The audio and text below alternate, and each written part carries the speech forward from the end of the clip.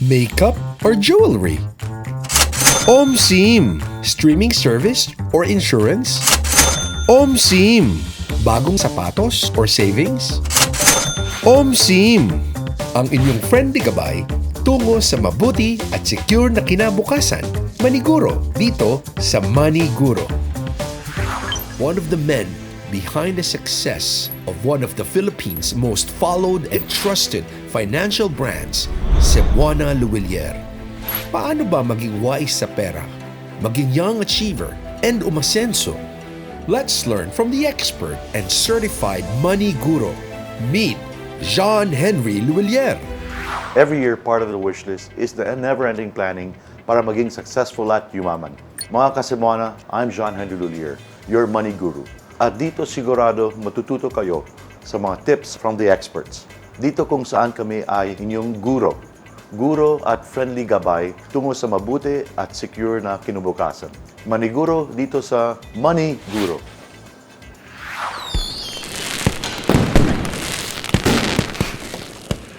Do you know what's the best way to save your money? Don't just keep on breaking your alkansyas. Huwag maging ipon gastos. Dapat maging iponaryo para umasenso. One word lang ang kailangan. Focus! And we will teach you how. Ngayon, with our special guest guru, we will know the basic steps in saving money. The effective way, huh? We all dream of making our New Year's resolution to be achievable, right? Pero why is it so hard to save and to start doing savings? Well, to help us out, sino pa ba ang best person to ask dyan kung hindi Ipon King himself, Mr. Chinky Tan. Hi, Sir John. Hey, Kumusta? Chinky. Kumusta? Great to have you here today. Yeah, my pleasure, sir. And happy holidays as well. Yes, likewise, sir. First things first, most Filipinos say that they will start saving money as part of their New Year's resolution. The question is, how do they really start saving money? Actually, Sir John, I always teach a method called the bawas dagdag method. Okay. There are a lot of expenses that we spend on, but actually it's not really necessary. Money not spent is money additionally earned. Ang perang hindi mo ginastos ay dagdag income mo. So that's first, the bawas. Second is dagdag. We need to be creative na aside from your main source of income, meron kang second source of income. Diba? Aside your first job, meron kang sideline, may side hustle ka. So yung dagdag na income mo, yan ang pwede mong pang-invest, yan ang pwede mong pang-negosyo para lumago ang iyong income. As Gen Z's jokingly say, OMSIM. Pero for others, they can't seem to start. Can you give us around 5 common problems that cause Filipinos to struggle with the following through their New Year's resolution, especially saving money? How can they overcome these? So number one, definitely, let's be more practical. Yung high cost of living. Sa totoo lang, di ba, ang taas ng bilihin natin dito. Pagdating sa pagkain, utilities, rental, di ba? Yung income natin is limited, pero yung expenses unlimited. That's number one. Number two, yung tinatawag nating cultural expectation natin. Ang ibig sabihin is kamag-anak incorporated. Extended families. Exactly, Yes, di ba? Pagka nangailangan yung isa, we are, yun nga, obliged at times, no? And the third is not having enough emergency fund. Diba? The moment na nawalan yung income, just like what happened in the pandemic, a lot of people are forced to resort to borrowing. Yun nga, that goes to number 4. Pumapasok na sa utang, paglabas ng sweldo, kulang, utang, bayad utang, kulang, utang. It's a vicious cycle. And last but not the least, I do believe kung bakit talaga kinakapos talaga ng tao, it's because of the lack of financial education. Di ba, a lot of people often say, hindi ako makapag-umpisa ng negosyo dahil wala akong puhunan. But in reality, you give a person na walang kaalam-alam 1 million pesos, pagbalik mo, ubos na ulit. But if you take away the money of a millionaire or a billionaire, after 1 year, pagbalik mo, may pera siya ulit. That only proves what? Even you have all the money in the world, but if you do not know how to manage your money, ubos pa rin. Great tips. OMSIM again, really, it's all about how you start and how you become consistent. Exactly.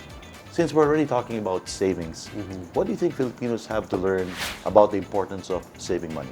Ang importante talaga, number one, ang goal talaga sana sa bawat mamamayang Pilipino is makalaya sila talaga sa utang. Masamang utang. There are two types of debt. Bad debt and second is good. Let's talk about the good debt. Nangutang ka, ininegosyo mo. Tinindahan mo, namalengke ka, nagbebenta ka sa palengke. That's what you call as good debt.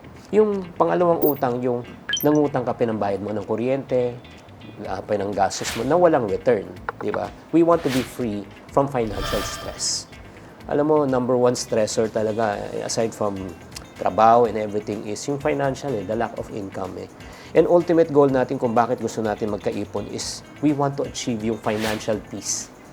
Alam mo, Sir John, parang pangarap ko nga this coming 2024, kung meron lang ako madedevelop na product, gusto ko magbenta ng peace of mind. Yeah. Diba? If I'm able to sell peace of mind at the drugstore, I'll be a billionaire. Yes, a lot of yes, people yes, will buy. And ultimately, the goal, why we want to save money, is to achieve financial freedom. The freedom to choose where you want to eat, the freedom to choose where you want to live, the freedom to choose where you want to enroll your kids, and the freedom to medicate your loved ones wherever you want. Yun yung pinaka-goal. Alam mo, you took the words right out of my mouth. Tumpak. What about our Casabuanas? What do you think about why savings is an important New Year's resolution? Comment below ang mga sagot niyo. What age should Filipinos start saving? Ako, I always believe the moment na marunong magturo ang mga anak mo, oy, I want this, I want that. You have to introduce already the concept of money to your children. Na okay lang na bumili, ipon ka muna bago ka bumili. Di ba? Yung teaching the value of hard work. That's something that, as you mentioned, if it's trained young, fantastic. You understand it, and you will be able to bring it down along to other generations. Exactly. Now, let's read some comments on what you think about why savings is important New Year's resolution. From Alfred Bacapagal. Para sa akin po, magandang simula ng taon ang mag-ipon. Magandang disiplina din po ito to value our hard work. From Kathy Lulu. Very important ang mag-save para maiwasan ang mga unexpected gastos at maging stress-free ang future. From Michael Ortal. Importante po mag-ipon to help us achieve our goals at nakakatulong po ito sa atin na maging financially responsible. Actually, they have a point, no? Ang ganda ng mga sagot ng ating mga Kasebuana, no? They're very really intelligent. Omsim. Can you share a few tips that will help Filipinos spend less and save better? Importante talaga is avoid the non-essentials. Let's talk about yung abnormal, like for example, I'm sure if a person smokes, di ba? That's 10 pesos per stick. If he smokes only 2 sticks a day, that's 20 pesos a day times 30 days, that's 600 a month times 12 months, that's 7,200 a year for smoking. Paano kung may loto na ticket? That's also 7,200, that's 20 pesos. Paano kung umiinom rin siya ng kape? That's also 20 pesos. Paano kung bumibili rin siya ng mga ready to drink? Na mga that's 20 pesos also. So if you total all of this, tubig, kape, yosi, and loto, that's 28,000 pesos a year. Down the drain. Yeah, and for a normal minimum wage earner, let me make 14,000 a month, unconsciously, 28,000, 2 months of his salary, napupunta doon sa unnecessary. So, ang pinaka-basic talaga niyan is stick with the essentials. I have nothing against people drinking coffee, ganun, as long as you can afford it. Ang pinakamasakit niyan, hindi na nga afford, hindi pa conscious. Saving sets the stage for a secure financial future. And that's the end of our first episode and chit-chat with our extra special guest, Guru Chinky Tan. I hope madaming tayong natutunan na tips on how to save money at maging wais sa ating mga choices. Before we end our episode, please share your messages and greetings, Chinky, to our Casabuana viewers.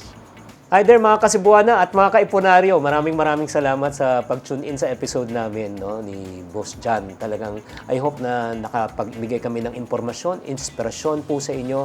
Ang mahalaga mag-umpisa tayo kahit maliit. Tatandaan, kung gusto, gagawa po ng paraan. Kung ayaw, maraming dahilan. Thought for the day. Hindi pera ang nagpapayaman sa isang tao, kundi kung paano mo gagamitin sa buhay mo. Yun ang nagpapayaman sa'yo. And that's it. Hope you guys learned a lot from our small talk. Remember, it's never too late to save, to be rich. Omsim. Maraming salamat mga Kasabuanas. Huwag kalilimutan mag-like and share for more savings tips on how to be rich. Tutok lang palagi. Maniguro dito sa Money Guru.